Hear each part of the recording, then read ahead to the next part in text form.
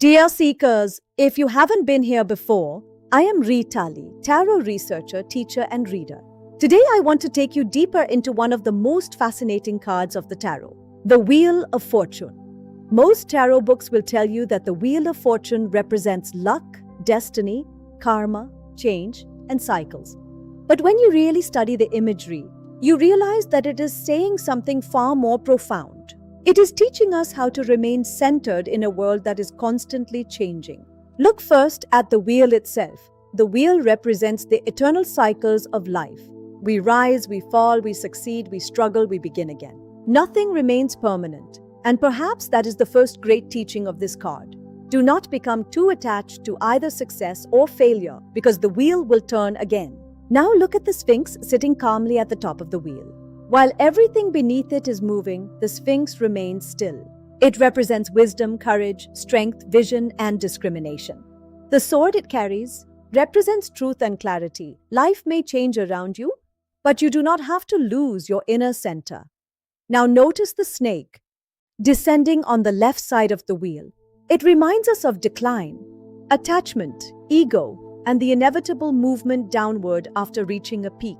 Everything that rises can fall.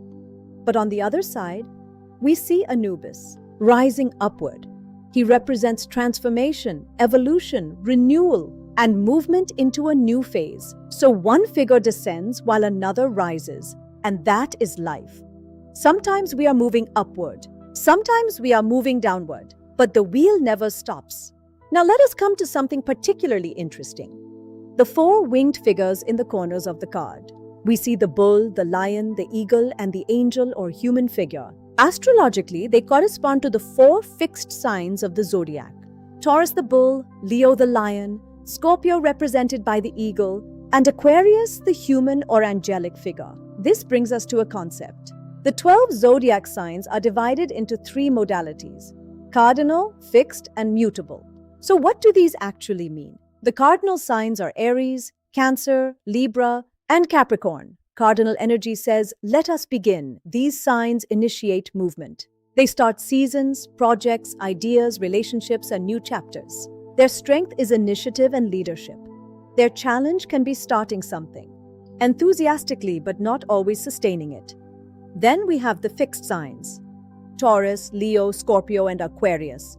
Fixed energy says, "Let us build it. Let us strengthen it. Let us make it last." These signs represent stability, endurance, determination, loyalty, and persistence. Their strength is their ability to stay with something. Their challenge can be rigidity, stubbornness, or resistance to change. And finally, we have the mutable signs: Gemini, Virgo, Sagittarius, and Pisces. Mutable energy says, "Things are changing.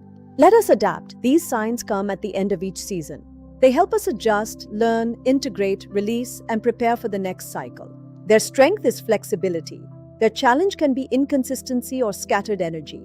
So think of them simply: cardinal begins, fixed sustains, mutable adapts. And then the cycle begins again. Why did Pamela Colman Smith place the four fixed signs around a card that represents constant change? Perhaps because while the wheel is turning, something must provide stability. The outer circumstances change constantly, but wisdom, courage, integrity, awareness, and spiritual understanding can become our inner anchor. The card contains other symbols as well. The letters TARO appear around the wheel and can be rearranged into rota, the Latin word for wheel. The Hebrew letters represent the sacred divine name, pointing towards a higher order. Within the wheel are alchemical symbols reminding us that life itself is transformation. Even the four winged beings are shown reading books. While fortune changes, wisdom continues. You cannot stop the wheel from turning, but you can choose where you stand. If you live only on the outer rim, every rise feels exhilarating and every fall feels devastating. But if you learn to find the still center, you begin to experience life differently. Success comes, you remain centered. Challenges come, you remain centered. The wheel turns, but you are no longer completely controlled by its movement. So next time the wheel appears, don't immediately think, "Good luck is coming." Ask instead, what cycle is changing? What am I being asked to accept? Where do I need to adapt? And can I remain centered while the wheel turns? Perhaps the Wheel of Fortune is not simply about changing your fortune. It is about changing your relationship with fortune itself. If you enjoyed exploring tarot with me, please like and subscribe to the channel. And do share in the comments which symbol you would like me to decode next. I am Ritali, and I will see you soon with more from Healing with Feeling.